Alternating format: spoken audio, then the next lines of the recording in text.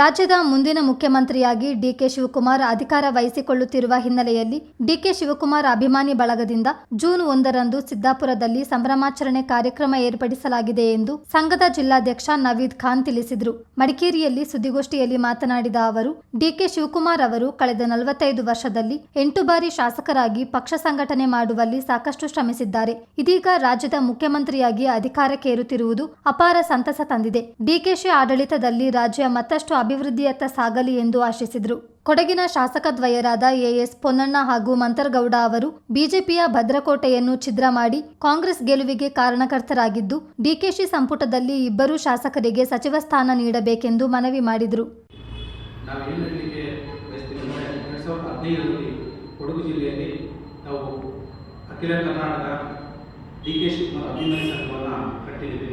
ನಮಗೆ ರಾಜ್ಯದ ಅಧ್ಯಕ್ಷರಾಗಿದ್ದಾಗ ಅಂಗಡಿಯವರು ನವೀನ್ ಅವರನ್ನು ಜಿಲ್ಲಾಧ್ಯಕ್ಷರನ್ನಾಗಿ ನೇಮಕ ಮಾಡಿ ನಮಗೆ ಪ್ರಧಾನ ಕಾರ್ಯದರ್ಶಿಯಾಗಿ ಆಯ್ಕೆ ಮಾಡಿದರು. ಆಯ್ಕೆ ಮಾಡಿದ ಆ ಸಂದರ್ಭದಿಂದ ಹಿಡ್ಕೊಂಡು 2017ರಲ್ಲಿ ನಮ್ಮ ಡಿಕೆ ಸಾಹೇಬ್ರವ್ರನ್ನ ಒಂದು ಷಡ್ಯಂತ್ರದ ಇದರಲ್ಲಿ ಹೈಟೂಟ್ ದಾಳಿ ಮಾಡಿದಾಗ ಕೂಡ ಎದೆಗುಂದದೆ ಪಕ್ಷ ನಿಷ್ಠೆಯನ್ನು ತೋರಿದಂಥ ನಮ್ಮ ಸಾಹೇಬರು ಅವತ್ತಿನ ಆ ಕಾಲಘಟ್ಟದಲ್ಲಿ ಯಾವುದೇ ಆಮಿಷಗಳು ಇದ್ರೂ ಕೂಡ ಅದನ್ನೆಲ್ಲ ಬದಿಗೊತ್ತಿ ತನ್ನ ಪಕ್ಷೀಯ ನಿಷ್ಠೆಗೆ ಬದ್ಧನಾಗಿದ್ದೇನೆ, ಪಕ್ಷ ಏನು ಹೇಳ್ತೇನೆ ಅದನ್ನು ನಾನು ಮಾಡಲಿಕ್ಕೆ ರುಜುವಾತಾಗಿದ್ದೇನೆ ಅಂತ ಹೇಳುವ ವಿಚಾರವನ್ನು ಸಾಬೀತು ಮಾಡಲಿಕ್ಕೆ ಇವತ್ತು ಅವರಿಗೆ ಒಂದು ಮುಖ್ಯಮಂತ್ರಿ ಸ್ಥಾನವನ್ನು ಪಕ್ಷ ಮತ್ತು ಪಕ್ಷದ ನಾಯಕರಾಗಿದ್ದ ಸೋನಿಯಾ ಗಾಂಧಿ, ರಾಹುಲ್ ಗಾಂಧಿ, ಪ್ರಿಯಾಂಕಾ ಗಾಂಧಿ, ಮಲ್ಲಿಕಾರ್ಜುನ ಖರ್ಗೆ ಹಾಗೂ ಸಿದ್ದರಾಮಯ್ಯ ಅವರು ಸಮೇತ ಸೇರಿದಾಗೆ ಅವರಿಗೆ ಆಶೀರ್ವಾದವನ್ನು ಮಾಡಿದ್ದಾರೆ. ಅವರ ಆಶೀರ್ವಾದ ಮತ್ತು ಇವರ ಜನಾಭಿಪ್ರಾಯದ ಮೇರೆಗೆ ಇವರು ಮುಖ್ಯಮಂತ್ರಿಯಾಗಿ ಒಳ್ಳೆಯ ಆಡಳಿತವನ್ನು ನೀಡ್ತಾರೆ ಅಂತ ಹೇಳ್ತೇವೆ.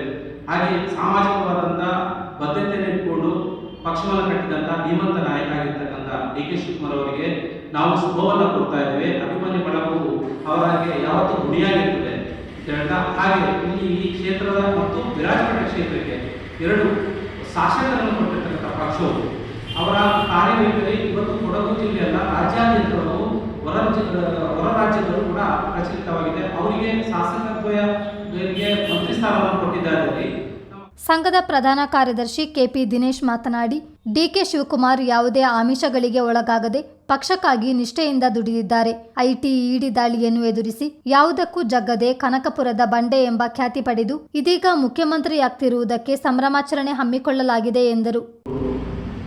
45 ವರ್ಷದಿಂದ ಕಾಂಗ್ರೆಸ್ ಪಕ್ಷದ ನಿಷ್ಠಾವಂತ ಕಾರ್ಯಕರ್ತರಾಗಿ ಜಿಲ್ಲಾ ಪಂಚಾಯತ್ ಮೆಂಬರಾಗಿ 8 ಬಾರಿ ಶಾಸಕರಾಗಿ ಕೆಲಸ ಮಾಡಿ ಪಕ್ಷ ನಿಷ್ಠೆ ಕೊಟ್ಟ ಒಂದು ಪಕ್ಷ ನಿಷ್ಠೆಗೆ ಹೈಕಮಾಂಡ್ ಸಾಹೇಬರಿಗೆ ಮುಖ್ಯಮಂತ್ರಿ ಇದೆ.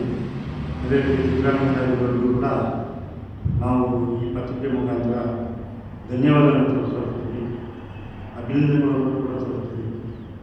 ಮತ್ತು ಸಾಹೇಬರ ಹತ್ರ ಮನವಿ ಮಾಡೋದಂದರೆ ಕೊಡಗು ಜಿಲ್ಲೆಗೆ 2 ಶಾಸಕರಿದ್ದಾರೆ, ಯುವಕರಾಗಿದ್ದಾರೆ. ಮತ್ತು ಬಹಳ 20 ವರ್ಷದಿಂದ ಕಾಂಗ್ರೆಸ್ ಪಕ್ಷಕ್ಕೆ ಯಾವುದೇ ದೇಶದ ಸಮಯದಲ್ಲಿ ಈಗ ಕೊಡಗಿಗೆ 2 ಶಾಸಕರು ಬಂದರೆ ಭಾಳಷ್ಟು ಯುವಕರು ಕಾಂಗ್ರೆಸ್ ಪಕ್ಷದ ಮೇಲೆ ಭಾಳ ಆಕರ್ಷಣೆಗೊಂಡು ಪಕ್ಷದ ಎಲ್ಲ ಕಾರ್ಯಚಟುವಟಿಕೆಗಳು ಯುವಕರು ಹೆಚ್ಚು ಒತ್ತು ಕೊಡ್ತಿದ್ದಾರೆ. ಆದ್ದರಿಂದ 2 ಶಾಸಕರಿಗೆ ಮಂತ್ರಿ ಸ್ಥಾನ ಕೊಡಗಿನವರಿಗೆ ಕೊಡಲಿಕ್ಕೆ ನಾವು ಹೈಕಮಾಂಡ್ ನಮ್ಮ ನಾಯಕರು ಯಶ ಮಾಡಿ ಮನವಿ ಮಾಡ್ತೀವಿ. ಅದೇ ರೀತಿ ಸೋಮವಾರ ಬಂದು ಸಿದ್ದಾಪುರದಲ್ಲಿ ನಾವು ಒಂದು ಕಾರ್ಯಕ್ರಮ ಹಮ್ಮಿಕೊಂಡಿದ್ವಿ. ಅದರಿಂದ ಎಲ್ಲರೂ ಪಕ್ಷದ ಕಾರ್ಯಕರ್ತರು ಮತ್ತು ಅಭಿಮಾನಿಗಳು ಸಿದ್ದಾಪುರಕ್ಕೆ ಸುದ್ದಿಗೋಷ್ಠಿಯಲ್ಲಿ ಸಂಘದ ಮಡಿಕೇರಿ ತಾಲೂಕು ಅಧ್ಯಕ್ಷರಾದ ರಿಜ್ವಾನ್ ರಜಾಕ್, ಸದಸ್ಯರುಗಳಾದ ಶರೀಫ್ ಜುಬೇರ್ ಹಾಜರಿದ್ದರು.